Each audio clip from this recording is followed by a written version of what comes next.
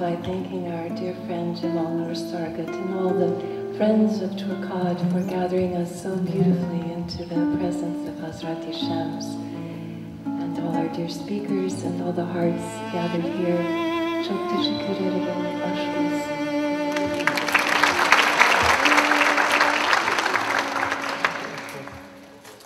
Bismillahirrahmanirrahim.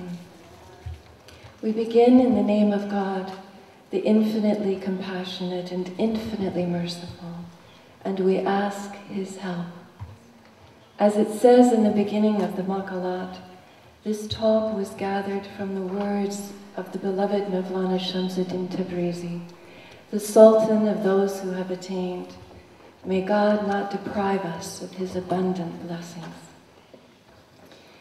We're deeply grateful for the opportunity that we've had to spend time in the companionship with Şems during the journey of preparing the book Rumi's Son, The Teachings of Şems of Tabriz, selections from his Maqalat, and the generosity of Dr. Rafiq Algan, whose inspiration it was to begin a translation into English. One of the gifts of that journey has been to feel Şems's constant encouragement of those to whom he speaks, to become people of paradise, here, now. So in this moment, we wish to share with you some of that encouragement. We're living in the midst of very challenging times. Şems and Mevlana also lived in the midst of very challenging times. And yet what a possibility opened with the example of being that they unveiled. They invite us into the garden of seeing God's beauty and abundance in the midst of everything, seeing the unity and encouraging souls to be people of paradise here, now. In the Maqalat, the Conversations of Şems-i Tabriz, Şems tells us, people say that there's no path, or they say the path is very long.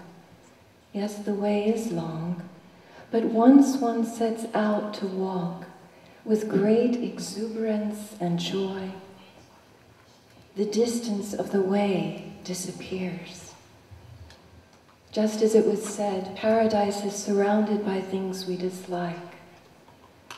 All around the garden of paradise are thorns, but when the fragrance of the beloved reaches our nose, bringing news of the beloved to the lover, then that place of thorns becomes very pleasant.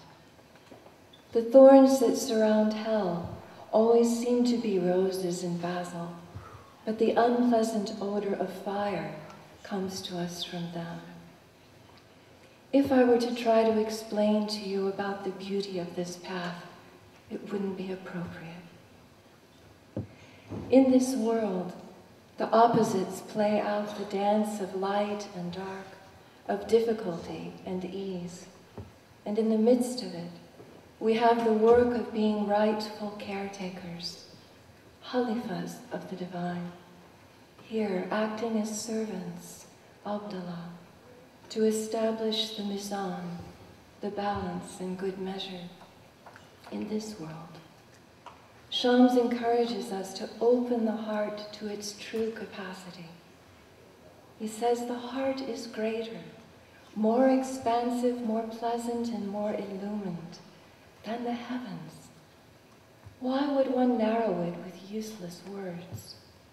How could it be appropriate to constrict a very pleasant universe into a prison for oneself?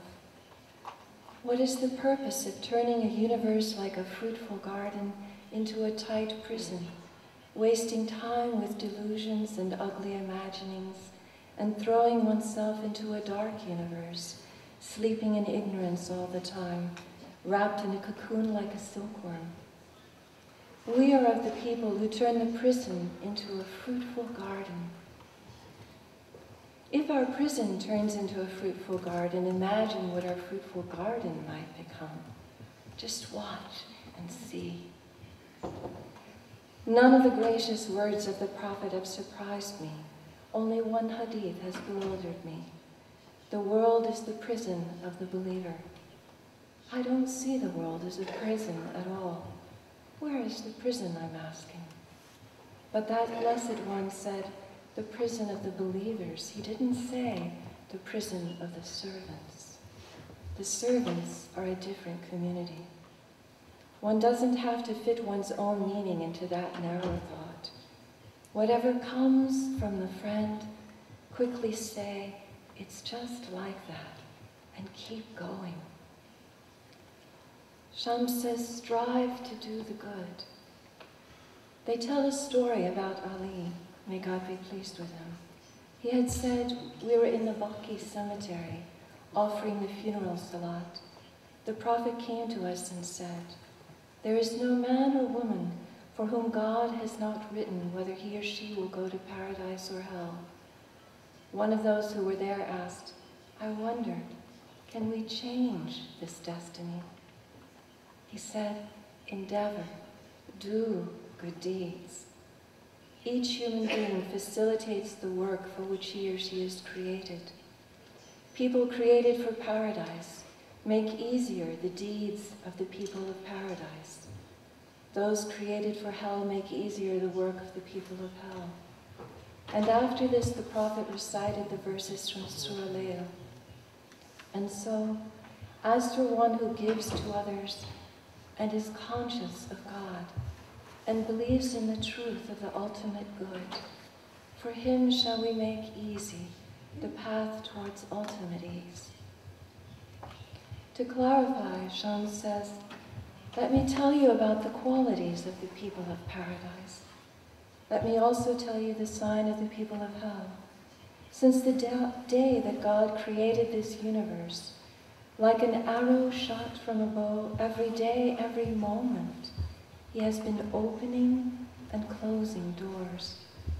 This takes place at such a limitless speed that one's mind stops. Whomever you see who has a beautiful temperament and beautiful face, if his or her words are straightforward, if he or she is open-hearted and prays for good things for everyone, a joy of heart comes from the speech of such a person, and they make you forget the anxieties and tightness of this universe. Your inside opens in such a way that even if he or she swears at you, you laugh.